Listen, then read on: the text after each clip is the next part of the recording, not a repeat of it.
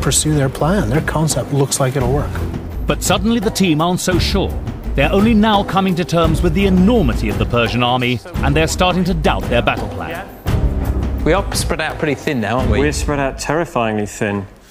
I didn't realise quite how wide their troops were. It's very wide, isn't it? I mean, do we need to use some of these troops in the back to bolster up the line? Yeah, we've got to have somebody to fill. We're not going to win by holding too many guys in reserve, are we? No, you're not going to win at all. You're going to get completely slaughtered.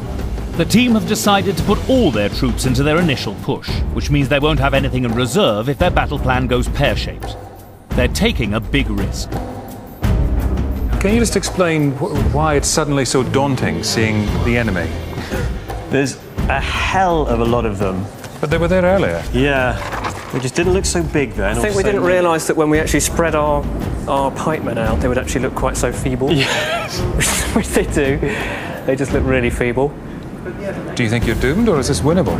I think we might have to rejig the plan a bit. We might have to rethink the plan, yeah. So we've just realised just how terrifying the enemy is. The Persian army is huge, but actually the great bulk of them are little more than a mob.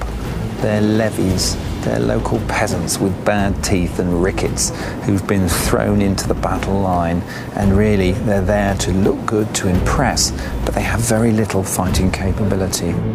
So we've got cavalry going in a wedge. The javelins are the line behind them.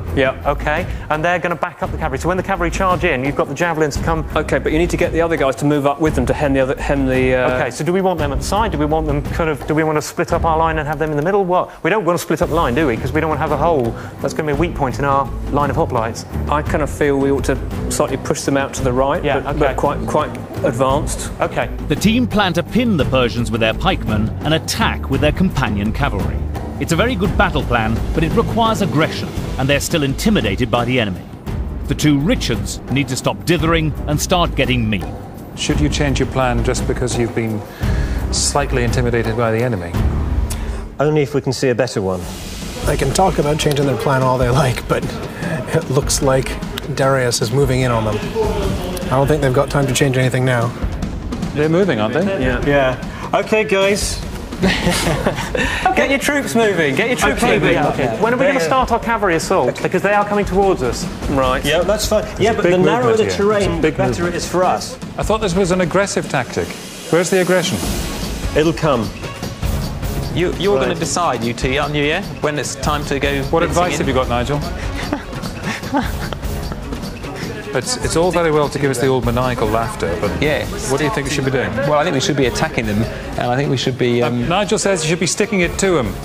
Oh, I like Nigel. Get stuck in. Okay, let's attack on this flank. Johnny, start your attack with the cavalry wedge. Into the infantry? Yeah, into the infantry. They've got an exposed flank. But at the same time, move forward your troops so that they're still sort of... They've got the cavalry the infantry up to back them up. Despite their uncertainty, the team have started their assault on the right. Alexander and his companion cavalry go charging in.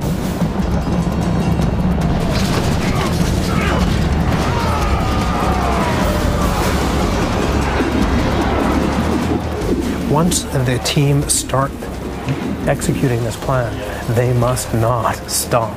If they stop, they'll be shot to pieces by Persian archers wherever they happen to be. We're going to be slaughtered if we send our cavalry into their infantry with their cavalry on the flank. We've done it. We've done it. Suck it and see. Now, it's important that the team's cavalry don't get bogged down in close combat, that they hit and then go and look for another gap to hit into. Send the infantry to back up the cavalry. Come on, bring it all forwards now.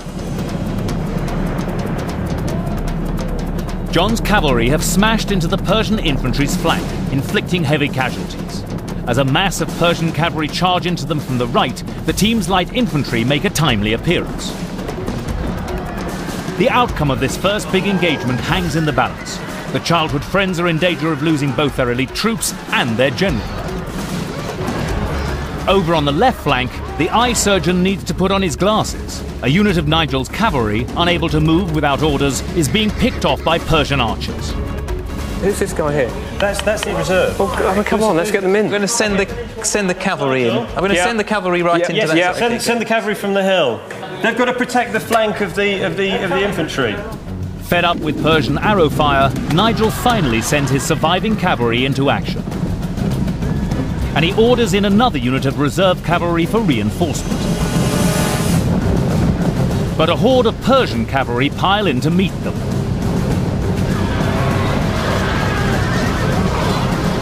When we initially looked at their deployment, the archers on their left flank seem well positioned to screen the Macedonian line, but the Macedonian line has moved on and the archers have just been left there on the hillside.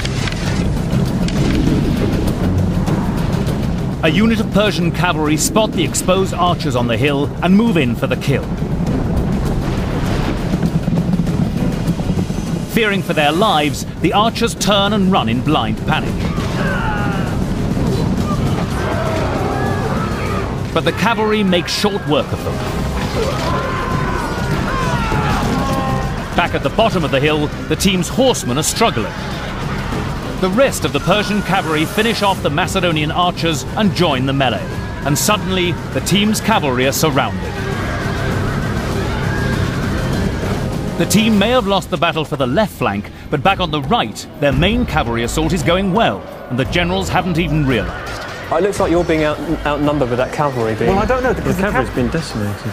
No, I don't think they have. Can you wait till we tell you? Because the cavalry actually are charging into the infantry. Yeah. Okay, and at the moment, they're trying to chew down the line. The whole idea is to kind of go down the line. The cavalry is doing what we sent it there to do. Okay, here's their cavalry bogged down in an action with some of the Persian cavalry, some of the Persian infantry.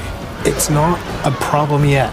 If you look at the ground, you'll see a lot more dead Persians than you'll see dead Macedonians. But in one corner of the battlefield, Persian troops have isolated and surrounded the team's general, Alexander the Great.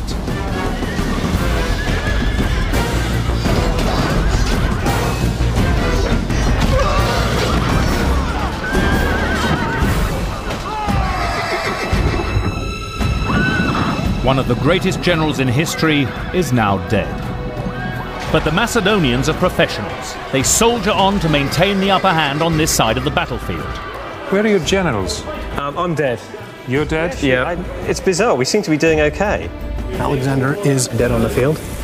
Yeah, that's a bit of a hitch if your plan is to do regime change and become the king of kings of Persia, certainly.